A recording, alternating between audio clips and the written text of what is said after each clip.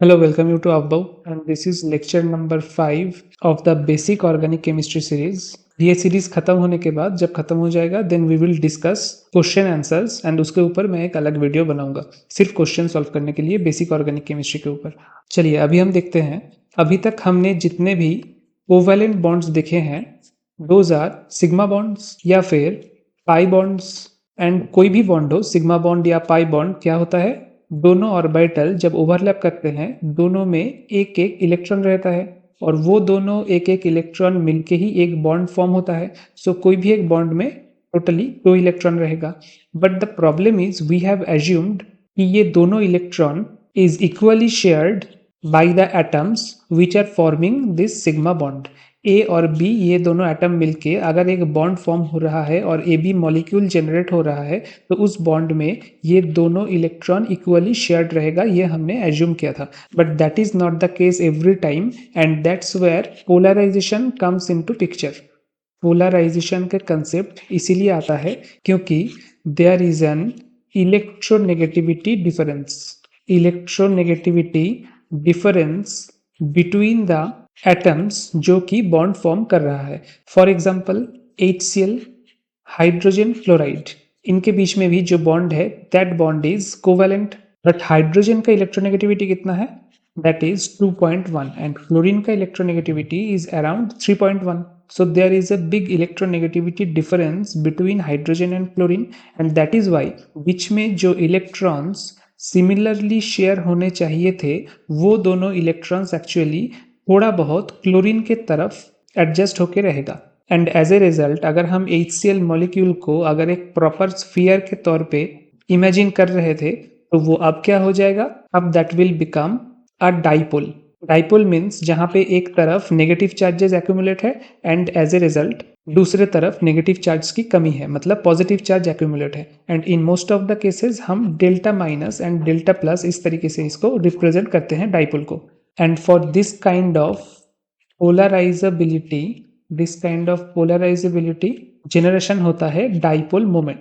ऐसे करके dipole moment को रिप्रेजेंट किया जाता है। और ये जो डाइपोल मोमेंट का साइन है यहाँ पे एरो किस तरफ रहेगा, मोर इलेक्ट्रोनेगेटिव एटम के तरफ, और this part will be towards more electropositive atom. Now for example carbon monoxide, यहाँ पे अगर आपको बोला जाए डाइपोल मोमेंट किस तरफ होगा, कार्बन की इलेक्ट्रोनेगेटिविटी 2.1 है, ऑक्सीजन का इलेक्ट्रोनेगेटिविटी उससे काफी ज्यादा है 3.5 की तरफ। So the dipole moment will be like this, यहाँ पे डेल्टा प्लस चार्ज एंड यहाँ पे डेल्टा माइनस चार्ज जनरेट होगा। But in another case for carbon dioxide यहाँ पे भी डाइपोल मोमेंट है, यहाँ पे भी इस तरफ एक डाइपोल मोमेंट है एंड इस तरफ एक डाइपोल मोमेंट है। But the both dipole moments will cancel each other and finally CO2 will be a molecule with zero dipole moment. Dipole moment को कैसे कैलकुलेट किया जाता है, चार्ज इनटू डिस्टेंस, जो चार्ज डिफरेंस है इनटू उन दोनों के बीच में जो बॉन्ड डिस्टेंस, उन दोनों का मल्टीप्लिकेशन करके डाइपोल मोमेंट कैलकुलेट किया जाता है।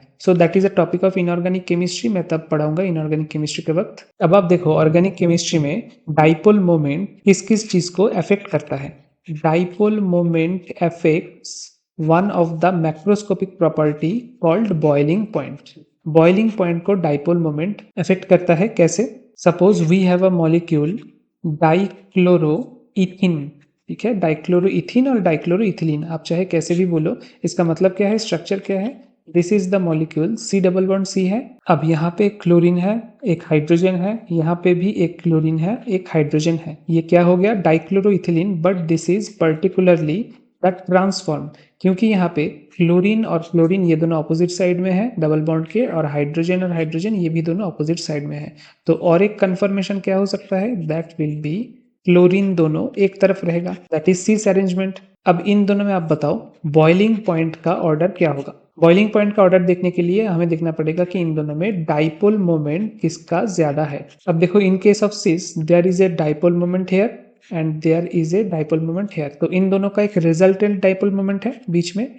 But in case of trans there are dipole moments, there are 2 dipole moments, but वो दोनों एक दूसरे को कैंसिल आउट कर देगा। सो ट्रांस में डाइपोल मोमेंट 0 है एंड सिस में डाइपोल मोमेंट नॉट 0 है। So the boiling point will be greater for cis than trans. That is how dipole moment affects the macroscopic property of organic molecules like boiling point. But ये general rule नहीं है कि dipole moment अगर ज़्यादा होगा तो boiling point भी ज़्यादा होगा. For example, आप इन 4 molecule का dipole moment आप पहले मुझको बताओ कि क्या होगा. CHCl3, CH2Cl2 and CH3Cl. अब ये चारों मॉलिक्यूल मैंने क्या किया, यहाँ पे Cl4 था, कार्बन टेट्राक्लोराइड, एक एक क्लोरीन कम करता गया और उसके जगह पे एक एक हाइड्रोजन इंक्लूड करता गया.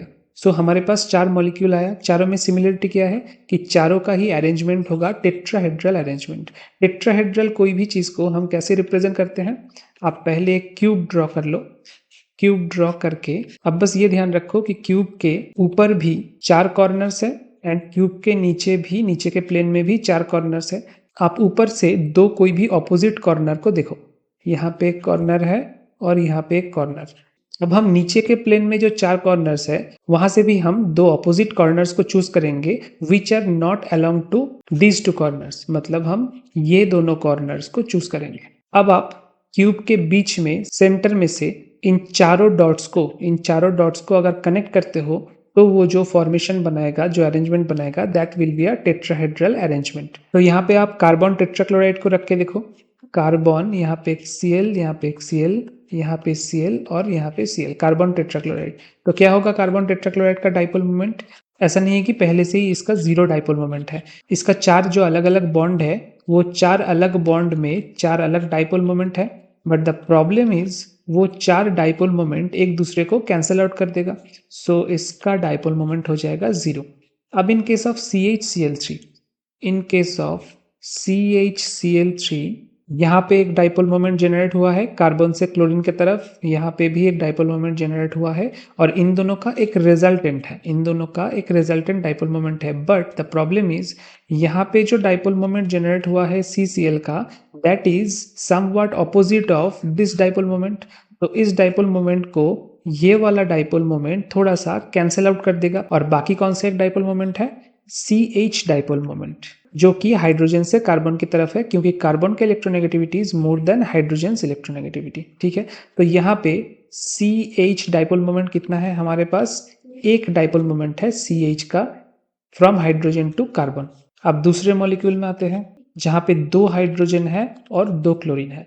यहाँ पे एक Cl रहा, एक Cl, एक हाइड्रोजन और एक हाइड्रोजन. इन दिस केस आप देखो CCl ये एक डाइपोल मोमेंट है, लेकिन ये जो CCl डाइपोल मोमेंट है ये दोनों आपस में एक दूसरे को कैंसिल करने में लगे हुए हैं. बाकी कौन सा डाइपोल मोमेंट एक्चुअली काम कर रहा है, HC. H से C के तरफ ये एक डाइपोल मोमेंट और H से C के तरफ ये और एक डाइपोल मोमेंट. ये दोनों डाइपोल मोमेंट इस डाइपोल मोमेंट को स्ट्रॉन्ग बनाने का कोशिश कर रहा है, जबकि ये डाइपोल मोमेंट इसको वीकर बनाने का कोशिश कर रहा है. तो यहाँ पे भी काउंटेबल डाइपोल मोमेंट कितना होगा, H से C के तरफ ये डाइपोल मोमेंट कितना होगा, 2. इन केस ऑफ CH2Cl2 हमारा एक CH डाइपोल मोमेंट किस मॉलिक्यूल के लिए था, CHCl3 के. अब फाइनल मॉलिक्यूल कौन सा है, दैट इज CH3Cl. यहाँ पे आप देखो बस एक ही CCl बॉन्ड है, बाकी आपके पास सब CH बॉन्ड है. तो यहाँ पे डाइपोल मोमेंट कैसा होगा, CCl के तरफ ये एक डाइपोल मोमेंट है और बाकी जो 3 HC डाइपोल मोमेंट है हाइड्रोजन से कार्बन के तरफ, वो तीनों मिलके इस डाइपोल मोमेंट को और भी स्ट्रांग बनाएगा. So in this case, the countable dipole moments will be 3CH dipole moment. तो dipole moment के रेस्पेक्ट में ये जो 4 मॉलिक्यूल मैंने दिखाया था उनका ऑर्डर क्या होगा, सबसे ज्यादा होगा CH3Cl, उसके बाद CH2Cl, उसके बाद CHCl3 एंड फाइनली CCl4 का डाइपोल मोमेंट क्या था, 0. तो ये होगा इसका डाइपोल मोमेंट का ऑर्डर. और हमने अभी अभी क्या देखा था, हमने अभी अभी सिस एंड ट्रांस डाइक्लोरोइथिलीन के केस में देखा था कि ट्रांस का डाइपोल मोमेंट है 0 बट सिस का डाइपोल मोमेंट है नॉन 0 और इसीलिए सिस डाइक्लोरोइथिलीन का boiling point is greater than trans dichloroethylene. तो यहाँ पे भी क्या होना चाहिए इन दिस केस, अब यहाँ पे देखिए डाइपोल मोमेंट किसका मैक्सिमम था, CH3Cl का मैक्सिमम था, उस हिसाब से इसका बॉइलिंग पॉइंट भी मैक्सिमम होना चाहिए, फिर CH2Cl का बॉइलिंग पॉइंट होना चाहिए, देन CHCl3 का एंड आखिरी में सबसे कम बॉइलिंग पॉइंट होना चाहिए CCl4 का. But that is not the case. अगर हम बॉइलिंग पॉइंट का ऑर्डर देखेंगे देन इट विल कम कि CCl4 का बॉइलिंग पॉइंट मैक्सिमम है, देन CHCl3 का, देन CH2Cl2 का एंड देन CH3Cl का। जबकि डाइपोल मोमेंट का ऑर्डर क्या है? डाइपोल मोमेंट का ऑर्डर रिवर्स है। तो ऐसा क्यों हुआ? क्योंकि macroscopic properties like boiling point, melting point, solubility etcetera, those are dependent not only dipole moment but also molar mass. आपका मोलर मास कितना है? Second, surface area and size. Surface area and size, then आता है hydrogen bonding and finally one of the factor is dipole moment, जिसको लेके हम बात कर रहे थे। So hydrogen bonding, surface area, molar mass, dipole moment, ये सब मिला के बॉइलिंग पॉइंट को इफेक्ट करता है। And for our particular case, molar mass is much greater in case of carbon tetrachloride than in case of CH3Cl। Chlorine का molar mass hydrogen से काफी ज्यादा है एंड उसका साइज बड़े होने के कारण सरफेस एरिया भी ज्यादा है। So molar mass and surface area, size, ये सब क्राइटेरिया के वजह से डाइपोल मोमेंट का जो इफेक्ट है that will get balanced. Now let's talk about other factors of polarisability. हम पोलराइजेबिलिटी की बात कर रहे थे। Other factors of polarisability which can affect macroscopic properties. Macroscopic properties कौन कौन सा है? जैसे कि बॉइलिंग पॉइंट हो गया, फिर मेल्टिंग पॉइंट हो गया, सल्यूबिलिटी हो गया, एटसेट्रा। एंड पोलराइजेबिलिटी फैक्टर के अंदर हमने ऑलरेडी डाइपोल मोमेंट देख लिया है। अब बाकी क्या क्या हो सकता है? सबसे पहले जो प्योरली पोलर मॉलिक्यूल होता है, सबसे प्योर पोलर बॉन्ड कहाँ पे आपको मिलेगा? आयोनिक कंपाउंड्स में आपको देखने को मिलेगा, जहाँ पे आयन आयन इंटरेक्शन होता है या फिर ion ion force is effective, like sodium chloride या फिर पोटेशियम आयोडाइड या फिर सीजियम क्लोराइड एटसेट्रा।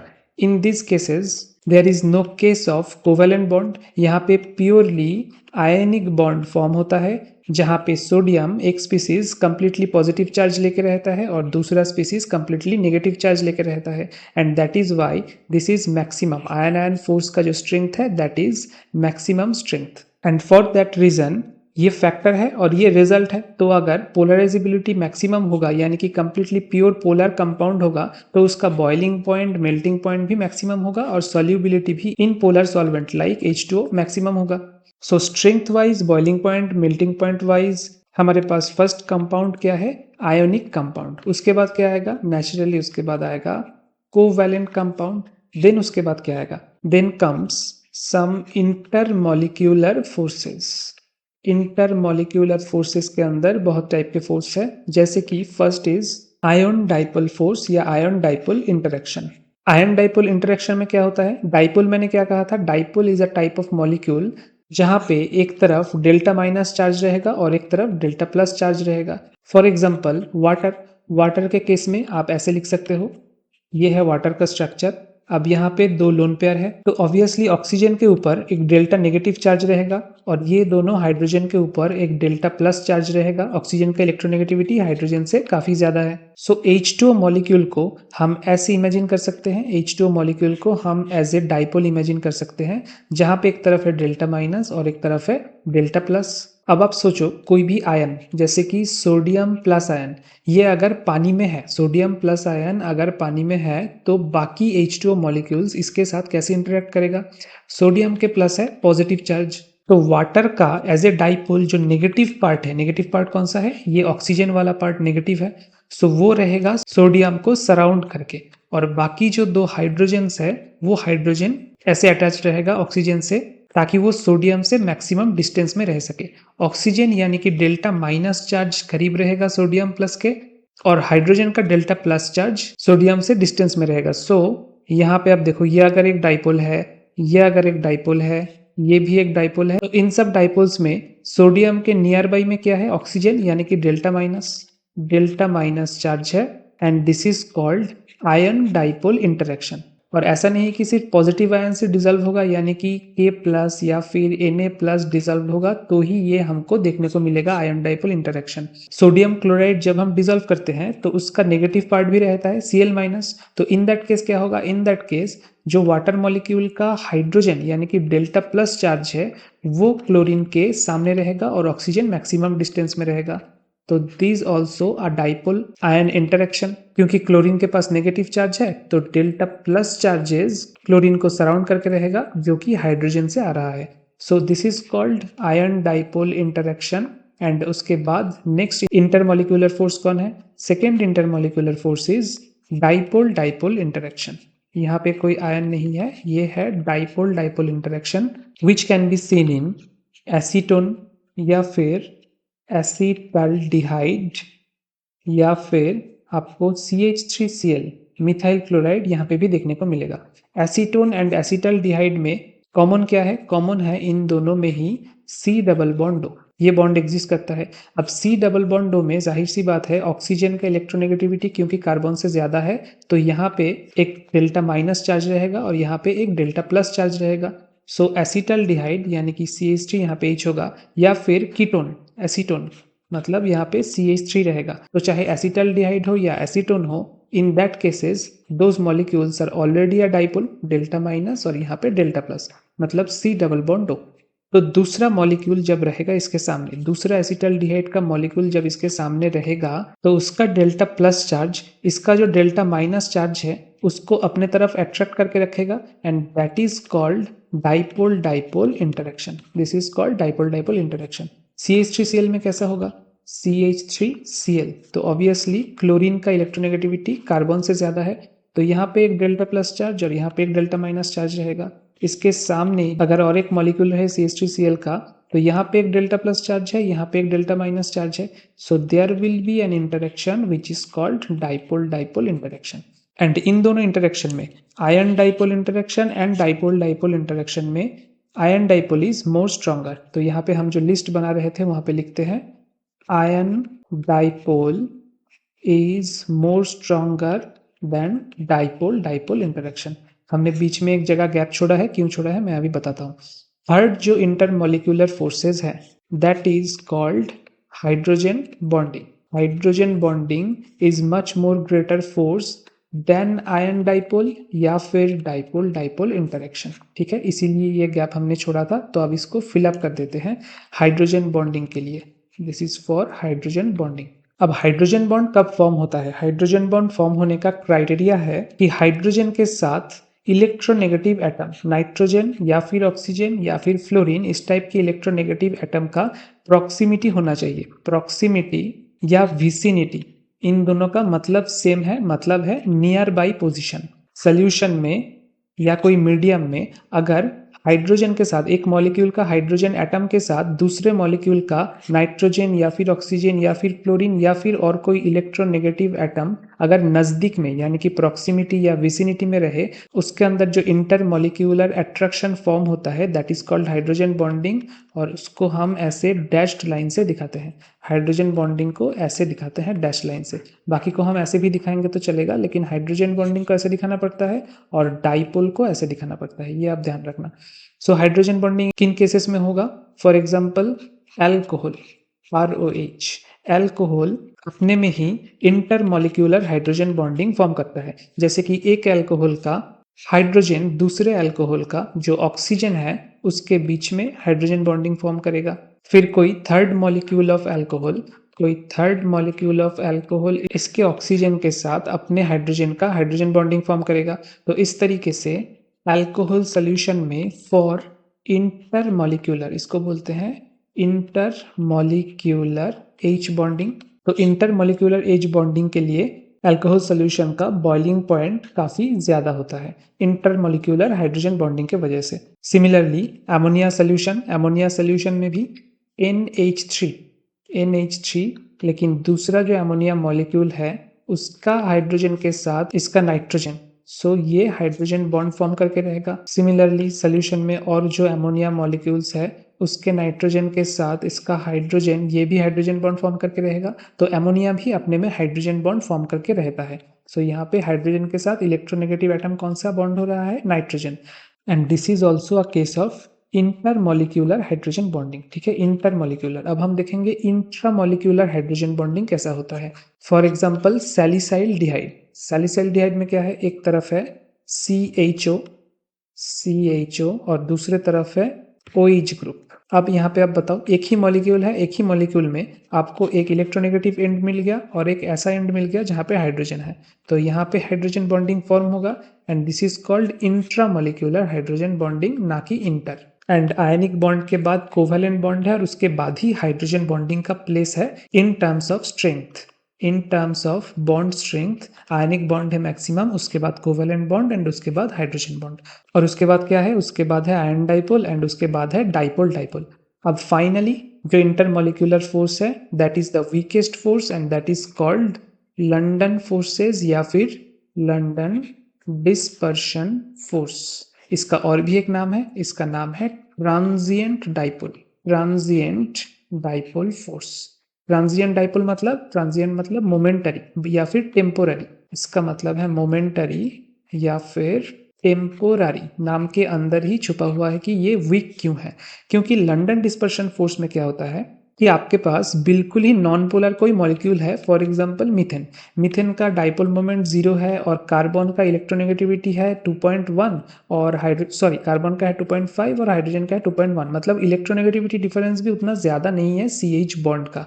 तो this is completely a non polar molecule. अब ये नॉन पोलर मॉलिक्यूल में जो इलेक्ट्रॉन मूवमेंट्स होते हैं, जो इलेक्ट्रॉन मूवमेंट्स होते हैं नॉन पोलर मॉलिक्यूल में, those are responsible for making a temporary dipole.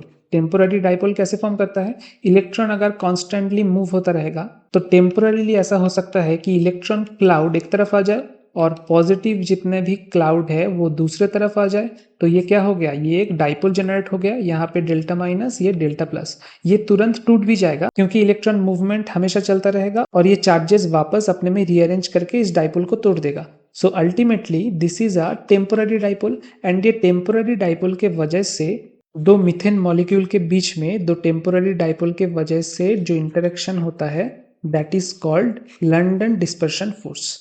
अब लंडन डिस्पर्शन फोर्स इंपॉर्टेंट क्यों है और किसके ऊपर डिपेंड करता है? London dispersion force is dependent on 2 important factors. उनमें से फर्स्ट फैक्टर है size. Size is a very important factor इस टाइप के वीक फोर्सेस के लिए, because size is directly proportional to polarizability. अब इस बात को आप अच्छे से समझो कि साइज क्यों पोलराइजेबिलिटी को अफेक्ट करता है। फॉर एग्जांपल आपके पास ग्रुप 17 में कौन सा एलिमेंट है, fluorine, chlorine, bromine and iodine, और उसके बाद और एक है astatine, this is radio active, इसको हम काउंट नहीं करेंगे। सो फ्लोरीन, क्लोरीन, ब्रोमीन और आयोडीन में साइज किसका ज्यादा है? कोई ग्रुप में अगर आप नीचे जाते हो तो साइज इंक्रीज होता है, तो अगर साइज इंक्रीज होगा तो आप बताओ कि F minus, Cl minus, Br minus और I माइनस में डिफरेंस क्या होगा? देखो I का साइज सबसे ज्यादा है, उसके बाद ब्रोमीन, उसके बाद क्लोरीन एंड फ्लोरीन का साइज सबसे छोटा है। तो अगर एक नेगेटिव चार्ज इन सब में रहे तो ये नेगेटिव चार्ज सबसे ज्यादा फैल के कहां पे रह सकता है, सबसे ज्यादा डिस्ट्रीब्यूट होके कहां पे रह सकता है? ओनली इन I माइनस का, क्योंकि साइज बड़ा है यहाँ पे वो अच्छे से डिस्ट्रीब्यूट होके इतने बड़े एरिया में रह सकता है एंड दैट इज वाई कोई डेल्टा पॉजिटिव चार्ज वाला एटम अगर इसके सामने आए तो उसको बहुत आसानी से पोलराइज कर पाएगा। फॉर एग्जाम्पल हम हाइड्रो आयोडिक एसिड का ही अगर बात करें तो इसको हम ऐसे रिप्रेजेंट कर सकते हैं, एक तरफ डेल्टा प्लस है फॉर H और दूसरे तरफ डेल्टा माइनस है फॉर I।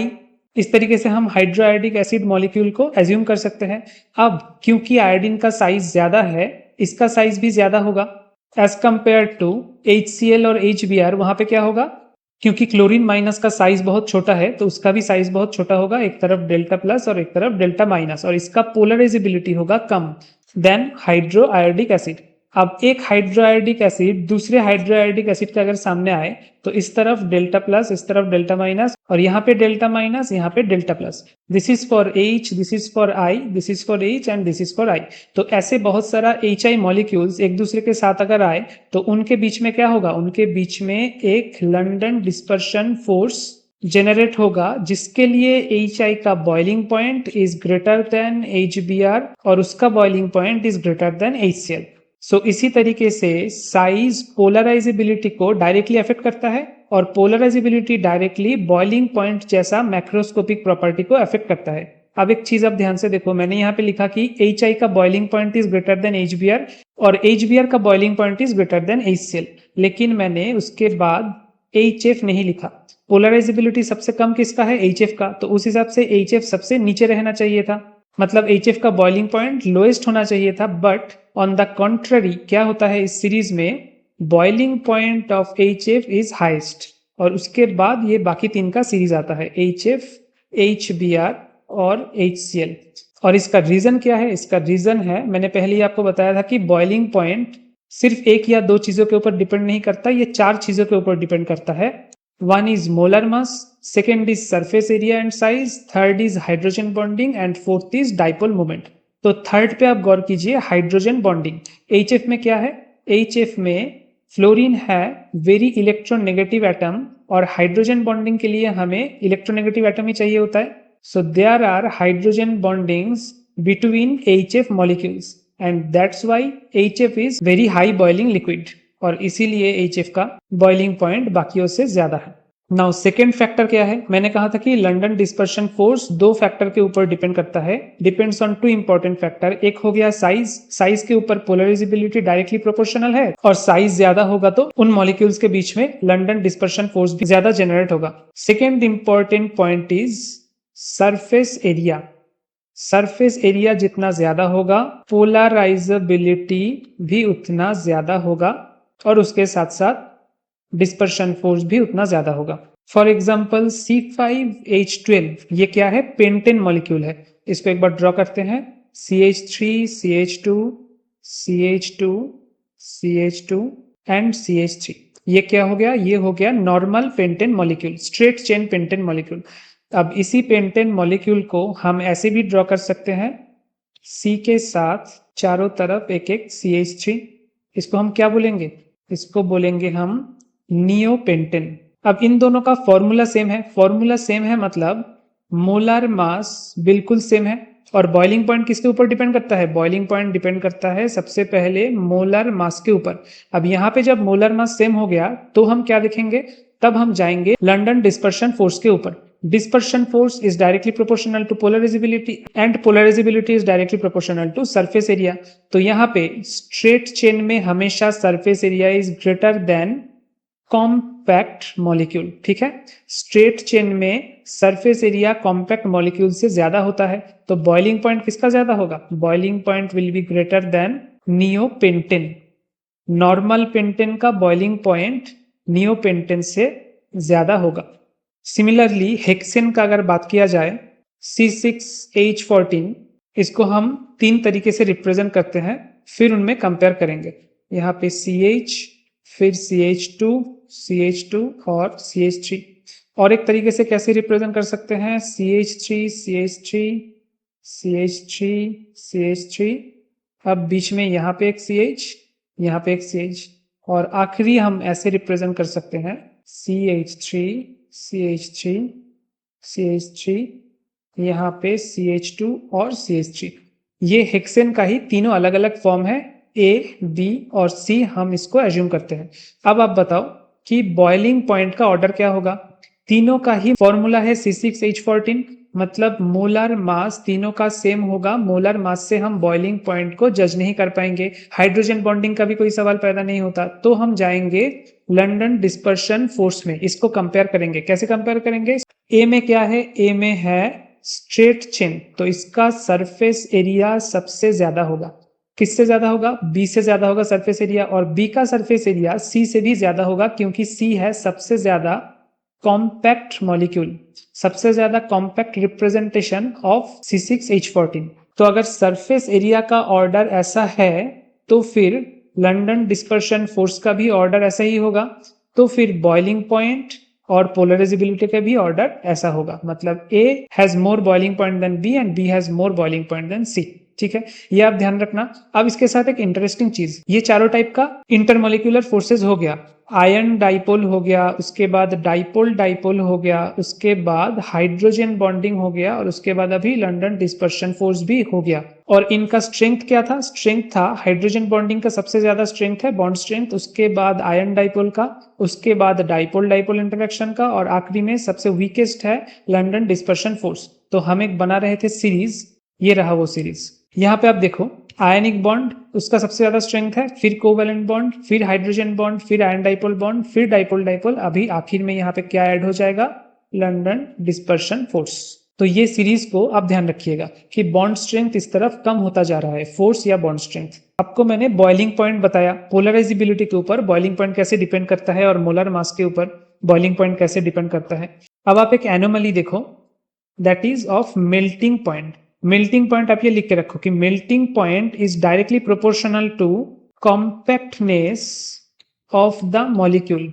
ये जो मैं बार बार कॉम्पैक्टनेस बोल रहा हूं, कॉम्पैक्टनेस का मतलब क्या है कि कोई मॉलिक्यूल ऐसा अगर रहे तो वो नॉन कॉम्पैक्ट कहलाएगा, मतलब वो स्ट्रेट चेन में फैला के रह रहा है, जितना डिस्ट्रीब्यूट हो सकता है उतना डिस्ट्रीब्यूट खुद को करके रह रहा है, so that is a non compact arrangement. Compact क्या है, अगर यही मॉलिक्यूल ऐसे ऐसे करके खुद में रहे by forming branches among themselves, तो हम इसको कहेंगे कि दिस इज कॉम्पैक्ट।